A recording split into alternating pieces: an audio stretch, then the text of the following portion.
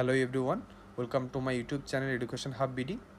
আপনারা সবাই ষষ্ঠ গণবিজ্ঞপ্তির চূড়ান্ত বা প্রাথমিক সুপারিশের জন্য অধীর আগ্রহে বসে আছেন। আপনাদের অনেকের প্রশ্ন হলো, আমি আমার রিটেন পরীক্ষায় 40 থেকে 50-এর ভিতরে নম্বর পেয়েছি, আমি কি চাকরি পাবো? তাহলে আজকে আমরা জেনে নেব আপনি আসলেই চাকরি পাবেন কি পাবেন না। আমার এই মেন ভিডিওতে যাওয়ার আগে আপনাদের সকলের কাছে একটি অনুরোধ থাকবে, আমার এই ভিডিওটি যদি আপনাদের কোনোভাবে একটু হলেও উপকৃত করে থাকে তাহলে আপনারা আমার এই ভিডিওতে একটি লাইক করে দিবেন এবং আমার চ্যানেলটি সাবস্ক্রাইব করে দিবেন। তাহলে দেরি না করে চলুন আমরা জেনে নিই আপনারা আসলেই চূড়ান্তভাবে সুপারিশপ্রাপ্ত হবেন কি না। চাকরির সম্ভাবনা নিয়ে গুরুত্বপূর্ণ বার্তা, চলুন আমরা জেনে নিই। অনেকে প্রশ্ন করেছেন, আমি 40, 42 কিংবা 45 পেয়েছি, আমার কি চাকরি হবে? উত্তর হ্যাঁ, আপনার চাকরি হতে পারে, তবে কিছু গুরুত্বপূর্ণ বিষয় আছে যেটি আপনাকে মনে রাখতে হবে। যেমন ধরুন, বাংলা বিষয়ে যদি 4200টি পদ ফাঁকা থাকে এবং 5000 জন রিটেনে পাশ করে থাকেন তাহলে সবার চাকরি হবে না। এখানে আমরা দেখতে পাচ্ছি আপনারা 5000 জন যদি রিটেনে পাশ করে থাকেন এবং পদটি যদি 4200 থাকে তাহলে এখানে দেখাই যাচ্ছে যে 800 জন চাকরি পাবেন না, কারণ পদের চেয়ে বেশি পাশ করেছেন। তাই এবার এমনও হবে যে, আবার এমনও হতে পারে যে অনেকে 40 নম্বর পেয়েও চাকরি হবে, আবার 47 পেয়েও চাকরি হবে না। এটির কারণ হলো আপনাদের চাকরিটা আপনাদের রিটেন মার্কের চেয়ে আপনাদের যে চয়েস লিস্ট আছে, যে 40টা প্রতিষ্ঠান আপনি চয়েস করেছেন তার উপরে অনেকটা নির্ভর করবে। আপনি যদি কম নাম্বার পেয়ে থাকেন, আপনাকে একটু প্রত্যন্ত অঞ্চল, গ্রাম বা মফস্বল এরিয়ার দিকের স্কুলগুলোকে প্রাধান্য দিতে হবে। দেখা যাবে কম মার্ক পেয়েও অনেক স্টুডেন্ট ট্রাই করে শহর, উপজেলা, জেলা কেন্দ্রিক বিভিন্ন স্কুল চয়েস দিতে।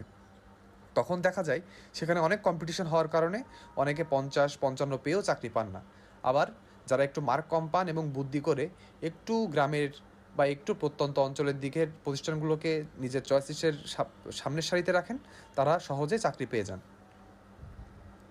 কেন এমন হবে সেটা আমরা এখনই জেনে নিই। চাকরি পাওয়া অনেকটাই নির্ভর করে আপনি কোন প্রতিষ্ঠান নির্বাচন করেছেন সেই সিদ্ধান্তের উপর। আপনি যদি সঠিকভাবে প্রতিষ্ঠান সিলেক্ট করতে পারেন তাহলে 40 নম্বর পেয়েও চাকরি পাওয়া সম্ভব। অন্যদিকে যে বিষয় পদ বেশি কিন্তু পাশ কম করেছে, যেমন যদি 8000 পদে মাত্র 8000 জনই পাশ করে থাকেন, সেখানে চাকরির সম্ভাবনা 100%। এমন বিষয়ে 40 পেলেও চাকরি নিশ্চিত। তাহলে আপনাদেরকে আমি শেষ কথাই বলবো যে আপনারা যেটা প্রতিষ্ঠান নির্বাচন করবেন এবং আপনাদের চয়েস লিস্টের উপরেই আপনাদের চাকরিটা আসলে হবে, আপনাদের মার্কটা এখানে অতটা গুরুত্বপূর্ণ নয়।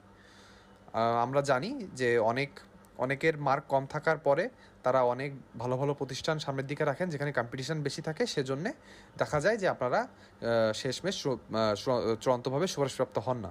এজন্য আমি বলবো, আপনাদের চয়েস লিস্টটা যদি ভালো থাকে, আপনারা যদি ভালোভাবে ভালো অর্ডারে সাজিয়ে থাকেন, আপনাদের নিবন্ধন যে সার্টিফিকেট আছে সেটা দিয়ে যদি স্কুল মাদ্রাসা উভয়ই অ্যাপ্লাই করা যেয়ে থাকে, আপনি যদি মাদ্রাসাতে বেশি করে থাকেন অ্যাপ্লাইগুলো, তাহলে আপনার জব হওয়ার সম্ভাবনা বেশি হবে। তবুও এনটিআরসি নিবন্ধন পরীক্ষায় আমরা জানি কিছু সাবজেক্ট আছে যেগুলো ভৌত বিজ্ঞান, আইসিটি, কারুকলা, এরকম কিছু সাবজেক্ট আছে যেখানে আপনার ভাইভা পাশকৃত সংখ্যার চেয়ে আপনার শূন্য পদ অনেক বেশি। সেক্ষেত্রে দেখা যাবে এখানে 100% পাশের সম্ভাবনা থাকবে। যারাই যে প্রতিষ্ঠানে সিলেক্ট করুন না কেন, ইয়েস অপশান চালু রাখলে দেখা যাবে সবাই কোনো না কোনো প্রতিষ্ঠান পাবেন। তাহলে আজকে শেষ কথা হলো, আপনারা আপনাদের চয়েস লিস্টটা বারবার দেখুন, চেষ্টা করবেন চয়েস লিস্টে যেসব প্রতিষ্ঠান রাখতে যেন আপনার সুপারিশপ্রাপ্ত হওয়ার সম্ভাবনা বেড়ে যায়। তাই সর্বোপরি এটাই বলবো, আপনাদের চয়েস লিস্টের উপরেই আপনাদের চূড়ান্ত সুপারিশ নির্ভর করবে। আজকের ভিডিওটি এই পর্যন্তই। ভালো থাকুন। Thank you.